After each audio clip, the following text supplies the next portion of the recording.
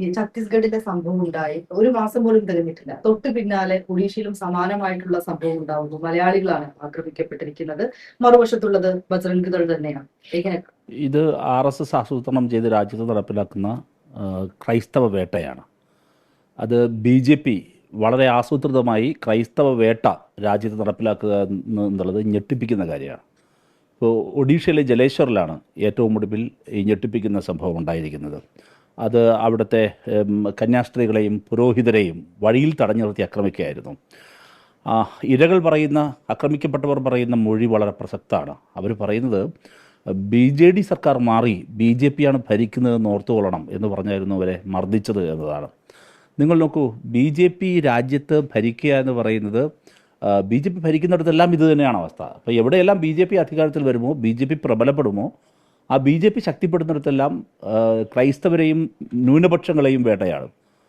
ഇപ്പോൾ കുറേ കാലം ഇത് മുസ്ലിങ്ങൾക്കെതിരെ ഹരിയാനയിലെ നൂഹിൽ നമ്മൾ കണ്ടതാണ്. ഡൽഹിയിൽ കലാപത്തിൻ്റെ സമയത്ത് കണ്ടു. ഡൽഹിയിൽ പലയിടങ്ങളിലും നമ്മളത് കണ്ടതാണ്. ബുൾഡോസർ രാജ് ഉൾപ്പെടെ ആസാമിൽ നടന്നുകൊണ്ടിരിക്കുന്ന മുസ്ലിം വേട്ട നമ്മളിപ്പോഴും കാണുന്നുണ്ട്. അപ്പോൾ ഒരു വശത്ത് മുസ്ലിങ്ങളെ വേട്ടയാടുന്നു, മറുവശത്ത് വളരെ ആസൂത്രിതമായി ക്രിസ്ത്യാനികളെ വേട്ടയാടുന്നു. മണിപ്പൂരിൽ നമ്മൾ കണ്ടു. മണിപ്പൂരിൽ ആസൂത്രിതമായ ക്രിസ്ത്യൻ വേട്ടയാണ് നടന്നത്. അതിനു പുറമെ ഛത്തീസ്ഗഡിലെ സംഭവങ്ങൾ, ഒടുവിൽ വന്ന സംഭവമാണ് ഏറെ ചർച്ച ചെയ്യപ്പെട്ടതെങ്കിലും ഒട്ടേറെ സംഭവങ്ങൾ ഇതിനകം നടന്നിട്ടുണ്ട്.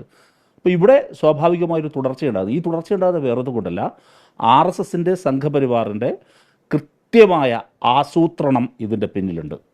അതുകൊണ്ടാണ് ഒരു ചെയിൻ ഓഫ് ഇൻസിഡൻറ്റ് ഇങ്ങനെ വന്നുകൊണ്ടേയിരിക്കുന്നത്. ഇത് ഭയപ്പെടുത്തുകയാണ്.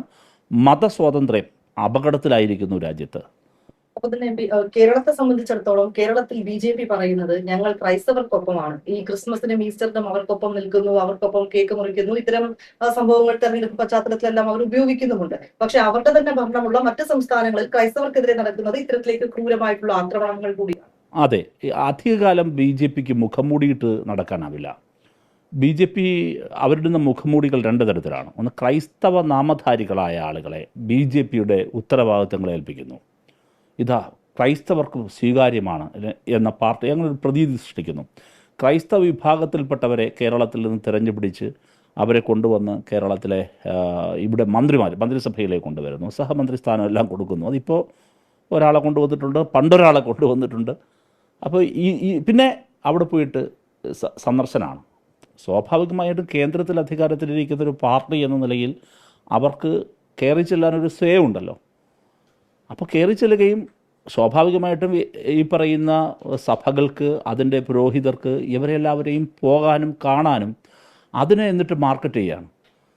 ഇത് വളരെ ആസൂത്രിതമായി അവിടെ നടത്തുന്നുണ്ട്. ഇതിന് പുറമെ വളരെ വിഷലിപ്തമായ മറ്റൊരു കാര്യം കൂടി നടക്കുന്നത്, വളരെ പ്രസക്തമായൊരു കാര്യം. അത് ഇസ്ലാമോഫോബിയ സൃഷ്ടിച്ച് അവിടെ ക്രിസ്ത്യൻ വിഭാഗത്തിനെ തങ്ങളുടെ കൂടെ നിർത്താൻ കഴിയുമോ എന്നുള്ള സാധ്യതയാണ് പരിശോധിച്ചത്. അപ്പോൾ ഒരു വശത്ത് ഇസ്ലാമോഫോബിയ സൃഷ്ടിച്ച് സമൂഹത്തിലെ വിഭജനം സൃഷ്ടിക്കുന്നു, എന്നിട്ട് ക്രൈസ്തവരെ കൂടെ നിർത്താൻ പറ്റുമോ എന്നുള്ള ഒരു പരിശോധന നടത്തുന്നു.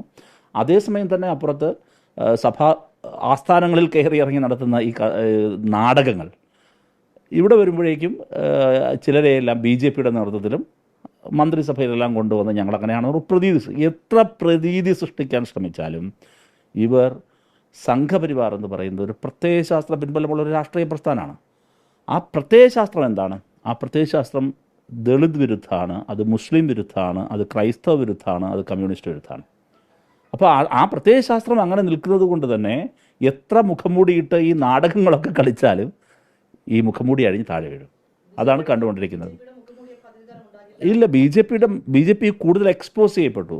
ക്രൈസ്തവ പ്രണയം നടിച്ചിറങ്ങിയ BJPക്ക് വോട്ട് ലക്ഷ്യമാക്കി ഇറങ്ങിയതാണ്. അവർ കൂടുതൽ എക്സ്പോസ് ചെയ്യപ്പെട്ടു. അതാണ് യാഥാർത്ഥ്യം. ഇപ്പോൾ അവർ പറയുന്നു കേരളത്തിൽ സൃഷ്ടിക്കാൻ കാസയുടെ എല്ലാം ഭാഗമായിട്ട് അവരൊരു ഓർഗനൈസേഷൻ ഉണ്ടാക്കി തുടർച്ചയായി നടത്തിയ നുണപ്രചരണങ്ങൾ എന്തായിരുന്നു? മുസ്ലിം വിരുദ്ധത ഉൽപ്പാദിപ്പിക്കാൻ വേണ്ടിയിട്ടായിരുന്നു, ഇസ്ലാമോഫോബിയ ആളെ കത്തിക്കാൻ വേണ്ടി. എന്നിട്ട് ക്രൈസ്തവരെ കൂടെ നിർത്താൻ പറ്റുമോ? ക്രൈസ്തവർക്കെതിരെ നടക്കുന്നത് ഇതല്ലേ. ഇനി മുസ്ലിങ്ങളെ വേട്ടയാടുന്നു, ദളിതരെ വേട്ടയാടുന്നു. ഇത് എന്തുകൊണ്ടെന്ന് വെച്ചാൽ അതൊരു പ്രത്യയശാസ്ത്രത്തിൻ്റെ ഫലമായിട്ടാണ്. അതുകൊണ്ടാണ് കേരളത്തിലെ ഒരു സംഘം അവിടെ പോയി നാടകം കളിക്കാൻ നിൽക്കുമ്പോഴും വേറൊരു സംഘം ഇതല്ലല്ലോ യഥാർത്ഥ സംഘം യഥാർത്ഥ സംഘപരിവാർ ഇതല്ലല്ലോ എന്ന് വേറൊരു വാദം ഉയർന്ന വാർത്തകളൊന്നുണ്ടോ വരുന്നത്? ഛത്തീസ്ഗഡിൽ തന്നെ നമ്മൾ കണ്ടത് ഇവരുടെ തന്നെ ഒരു വിഭാഗം അവിടെ ആക്രമണം നടത്തുന്നു, തൊട്ടു പിന്നാലെ ഇവരുടെ അടുത്ത വിഭാഗം അവിടെ പോകുന്നു, അവരാണ് ഇതിൽ ഇടപെട്ടതെന്നും. അത് കേരളത്തിലെ BJP ആണ്. കേരളത്തിലെ BJP ആ നിലപാട് സ്വീകരിക്കുമ്പോഴും ഛത്തീസ്ഗഡ് BJP അവസാന നിമിഷം വരെയും അത്തരം നിലപാട് സ്വീകരിച്ചിട്ടില്ല. പക്ഷെ കേരളത്തിലെ BJP ഇപ്പോഴും ഇനി കേരളത്തിലെ BJP എന്തിനു വേണ്ടി സ്വീകരിച്ചു എന്ന് ചോദിച്ചാൽ, കേരളത്തിലെ നിർണായക മതന്യൂനപക്ഷങ്ങളിലൊന്നായ ക്രൈസ്തവ വിഭാഗത്തെ കൂടെ നിർത്താൻ പറ്റുമോ എന്നൊരു പരീക്ഷണമാണ്. സംഘപരിവാറിൻ്റെ ഇന്നലകൾ മറന്നു പോകരുത്. കേരളത്തിലെ BJPയുടെ വർഗീയ ധ്രുവീകരണ പ്രവർത്തനങ്ങൾ ആരംഭിക്കുന്ന പ്രധാനപ്പെട്ട ഒരു കേന്ദ്രം, ഒന്ന് തലശ്ശേരി കലാപമായിരുന്നു, അത് മുസ്ലിം വിരുദ്ധമായിരുന്നുവെങ്കിൽ മറ്റൊന്ന് നിലയ്ക്കലാണ്. പത്തനംതിട്ട ജില്ലയിലെ നിലയ്ക്കലിൽ സംഘപരിവാർ നടത്തിയ എന്തായിരുന്നു അവരുടെ പ്രചരണം? ആ ക്രൈസ്തവ വിരുദ്ധമായ വലിയ പ്രചരണമായിരുന്നില്ലേ? ഇതല്ലേ ഇവിടെ യാഥാർത്ഥ്യം? അങ്ങനെ ഉണ്ടായ സംഘർഷാത്മക ഇത് ആണ്. പിന്നെ കേരളത്തിൽ എത്ര പാസ്റ്റർമാർ ആക്രമിക്കാൻ ഇവർ ശ്രമിച്ചിട്ടുണ്ട്. മാത്രമല്ല, വളരെ വിഷം തുപ്പുന്ന വർഗീയത ക്രൈസ്തവർക്കെതിരെ പറഞ്ഞിട്ടില്ലേ സംഘപരിവാർ? അപ്പോൾ ഇപ്പോൾ ഈ പറയാം, ബജ്രംഗദൾ സംഘപരിവാറിൻ്റെ ഓർഗനൈസേഷനാണ്. കേരളത്തിൽ വരുമ്പോഴേക്കും ഹിന്ദു ഐക്യവേദിയുണ്ട്, അവിടുത്തെ മറ്റ് സംഘപരിവാർ ഓർഗനൈസേഷൻസ് ഉണ്ട്. അപ്പോൾ ഒരേ സമയം തന്നെ വ്യത്യസ്ത മുഖങ്ങൾ കെട്ടിയാടാൻ ശ്രമിക്കുകയാണ്. തീവ്ര വർഗീയത ഒരു വശത്ത്, അല്ല ഞങ്ങൾ വർഗീയതയൊക്കെ വിട്ടു എന്ന് പറഞ്ഞിട്ട് വേറൊരു നാടകം. ഇതൊക്കെ ഒരു കാര്യം മാത്രമേ മനസ്സിലാവുള്ളൂ, മലയാളികളുടെ വിവേചന ബുദ്ധിയെ അവർ ചോദ്യം ചെയ്യരുത്. ഞങ്ങൾക്ക് പറയാനുള്ളത്, രാജ്യത്ത് പാർലമെൻറ്റ് നടക്കുന്ന സമയമാണ്. പാർലമെൻറ്റിനുള്ളിൽ ഗവൺമെൻറ് ഇത് സംബന്ധിച്ച് വിശദീകരിക്കാൻ തയ്യാറാകണം. രാജ്യത്ത് ഭരണഘടനാ മൂല്യങ്ങൾ അപകടത്തിൽപ്പെട്ടിരിക്കുന്നു, മതസ്വാതന്ത്ര്യം അപകടത്തിൽപ്പെട്ടിരിക്കുന്നു. അപ്പോൾ ക്രൈസ്തവ ന്യൂനപക്ഷം തുടർച്ചയായി വേട്ടയാടപ്പെടുന്നു.